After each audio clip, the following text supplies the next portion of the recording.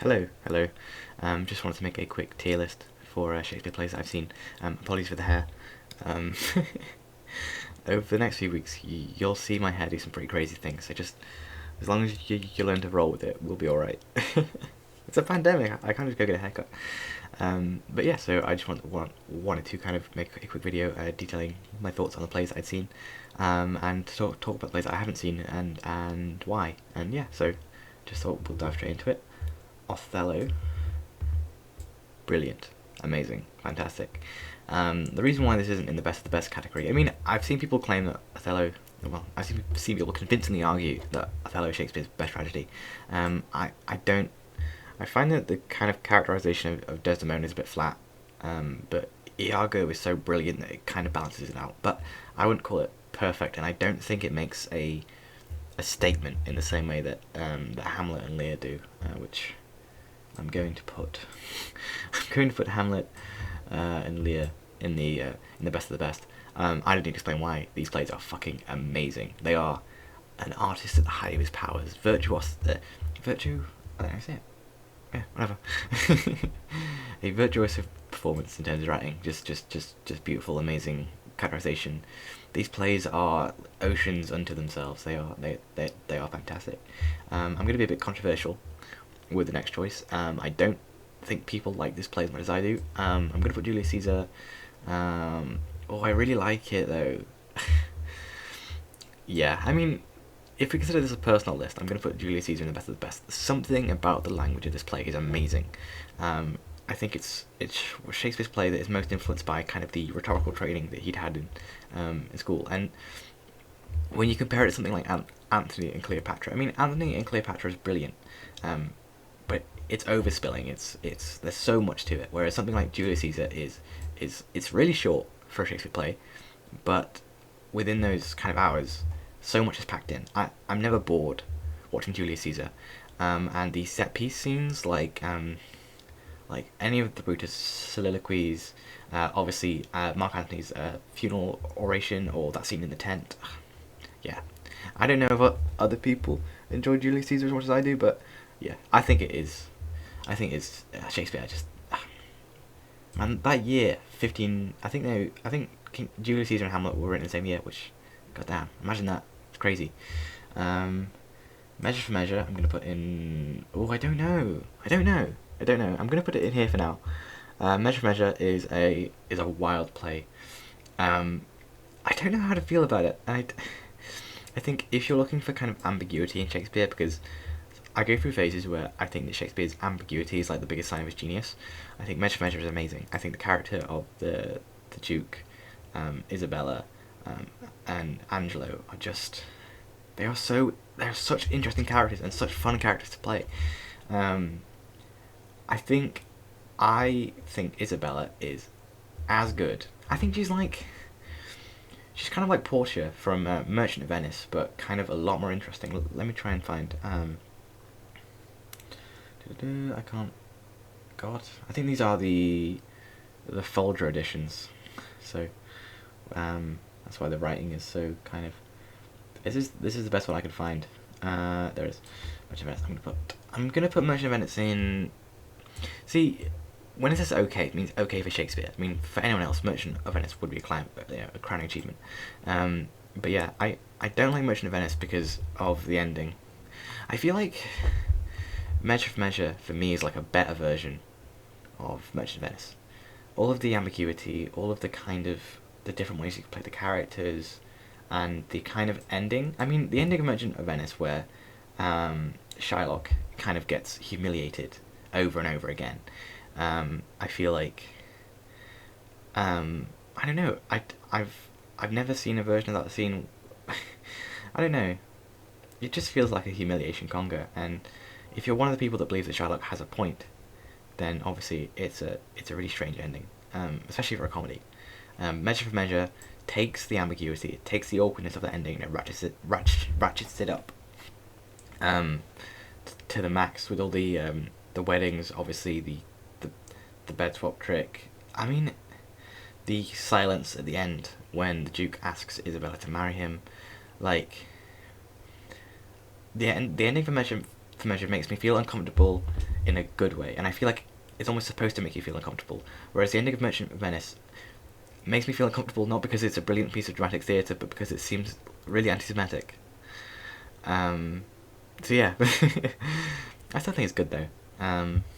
Yeah, next, I'm gonna put Henry V in meh. Okay, I really like Henry V. Like, I really like the set pieces of Henry V. I mean, obviously it's still a great play, but so the only scenes that really stick out to me are the big speeches. Obviously before Antony and Cor, and you know, once more into the breach, dear friends, once more, all that stuff. But I feel like also the scene where they're sitting around the campfire is great too. But yeah, I just feel like Henry V is a kind of weak play overall, and I think it's weaker than Henry IV Part 1, which should be, yeah, I think that. Henry IV Part 1 is amazing. It's like a, from the tavern to like the court, and that is great. I mean, I don't know, to put it here, because I feel like the main problem with me for Henry IV Part 1 is kind of the court scenes are a bit too long. I still think it's great, obviously, but I just want to see more Falstaff, basically, which is why it's going to be confusing to you when I put, wait, where is it? God, I am blind. Yeah, yeah, it's a common opinion, but Henry IV Part 2 isn't nearly as good as Part 1. That's all there is to say. The villain's less memorable, like kind of the plot line, it's less memorable, and it doesn't have Hotspur, because Hotspur's fucking amazing. I think Hotspur is probably the best part, joint best part of Henry IV Part 1 with Falstaff. That's amazing, and I just feel like Henry IV Part 2 kind of, it's just not as good. Richard II, I'm going to be controversial, put Richard II here. I really, really like Richard II. I think it is beautiful and ornate, and I think Richard II is legit one of Shakespeare's best characters. And yes, I know he exists in real life, but Shakespeare's characterization of him as a kind of poet is fantastic. Richard II is really interesting because he has people murdered before the play starts, and then he proceeds to screw people as the kind of play goes along. But when he loses his power, or at least when he's about to lose his power after the invasion of Bolingbroke, Richard II becomes this captivatingly tragic figure, and it all culminates in that scene where he sits on the ground and talks of the death of kings. Even thinking about it, I'm tearing up a little bit. It's such a great scene. And I think Shakespeare, in a lot of his plays, he deals with like the legitimacy of political power, kind of where the justice come from, and I think there is no better discussion of kind of the divine right of kings than Richard II Part 2, in my opinion. Coriolanus, I'm gonna put here. I think it's got standout points, but for me, it's just like this. It's a very dense play. I think it's the kind of logical endpoint of Shakespeare's kind of mature style. But for me, I think I have to be in a mood. Like, I have to be in a certain mood to kind of watch it. A lot of it just drags for me, even though Coriolanus is an amazingly interesting character. I haven't seen Pericles. I haven't seen Troilus and Cressida. I have seen Twelfth Night. I think Twelfth Night is brilliant. Is it? Yeah, I think Twelfth Night is Shakespeare's best comedy. Actually, no, I don't. I'm gonna put where is it? I'm gonna put Much Ado above Twelfth Night.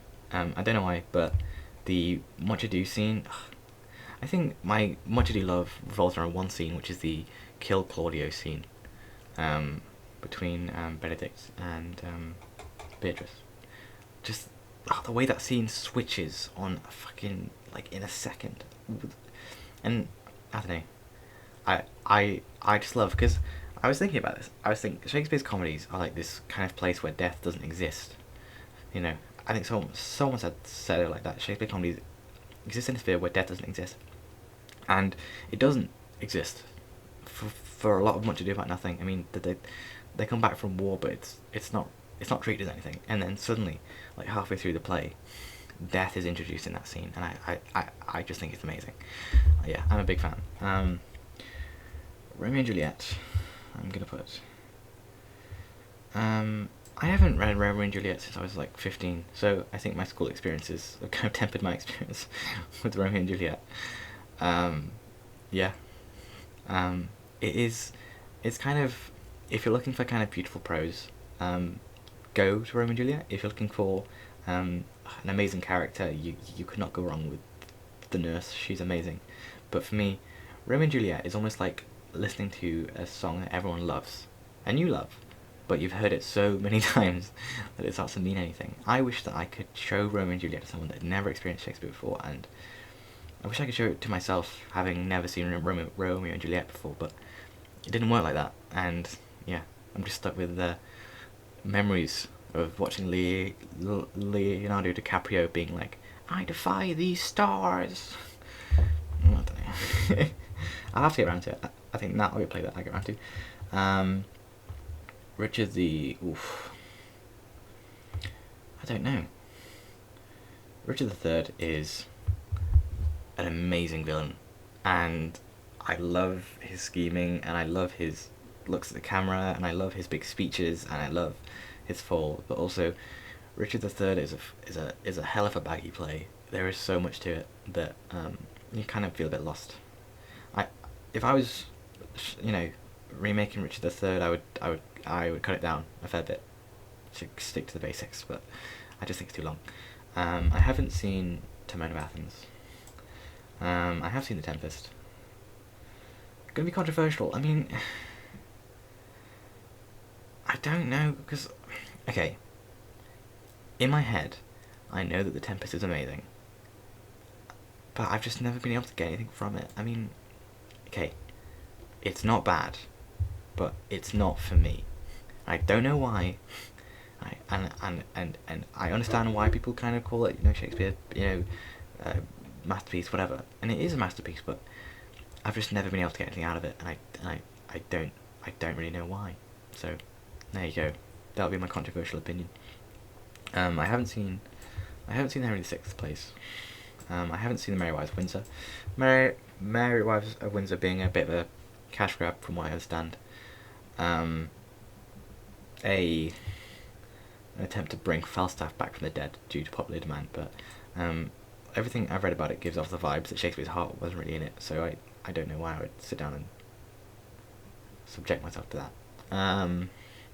Antony and Cleopatra, I'm gonna put in good. I think there are times when I think that Antony and Cleopatra is Shakespeare's best play, and then there are times where I sit down and it's almost like Antony and Cleopatra is like the theatrical equivalent of like a fudge cake. There is so much to it. It is this rich, gorgeous tapestry of just language, but I think it's unfocused, and I think it lacks the great dramatic structure of a lot of works. That said, the depiction of Mark Antony and Cleopatra, I think that's an amazing depiction of a kind of tragic love affair. And when I think of kind of Shakespeare's kind of tragic heroes and kind of the delusion that they have, tragedy is when the expectations of a character come in conflict with real life. I mean, that's how I've always seen it, and there is no better example than Antony and Cleopatra hold up at the end. Just they know that Octavian's won, but they just keep, I don't know. That's romance. I think it's a great play, but yeah. I haven't seen Comedy of Errors. Titus and Andronicus. I think, yeah, I do really like it.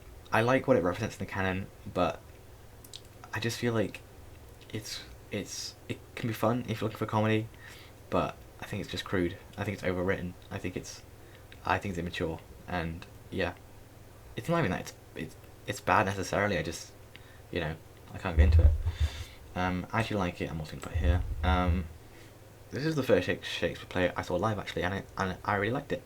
And one thing that I want to make clear is even the plays down here, which are, they're great plays. Like, it's just they don't do that much for me personally, because of my tastes. I haven't seen Taming the Shrew. I have seen Two Gentlemen of Verona. Yeah, for the I hate saying it, but Two Gentlemen of Verona probably considered his first play, and I can see it. I really like it, but the ending is just, well, I could make videos about the ending. it's worth a watch, but only really if you're kind of completionist. King John, or like Winter's Tale, I'm gonna put. Oof. Yeah, I'm gonna put good. I really like the first half of Winter's Tale. The second half less so, but the ending with Hermione turning statue is amazing. I feel like it drags a little bit. I think it has kind of an unfocused kind of thing, but yeah, you can't go wrong with Winter's Tale. I almost feel like the first half of Winter's Tale is like Othello, like shrunk down. Like, I love Shakespeare's depiction of jealousy. I love the barricade over a belly speech. That's amazing. But yeah, now I can see why it's not considered one of his masterpieces necessarily. I haven't seen Part 1. I haven't seen Harry the Eighth. This Like Dream. Yeah. I gotta. Such a beautiful play. It's just, yeah. I think if every Shakespeare play was like Midsummer Night's Dream, I don't think I'd like him as much. But it's just a kind of a one-off magical jaunt. You could not go wrong with that play. Like, it's amazing. But yeah. Next play is Macbeth. Oh, I don't know.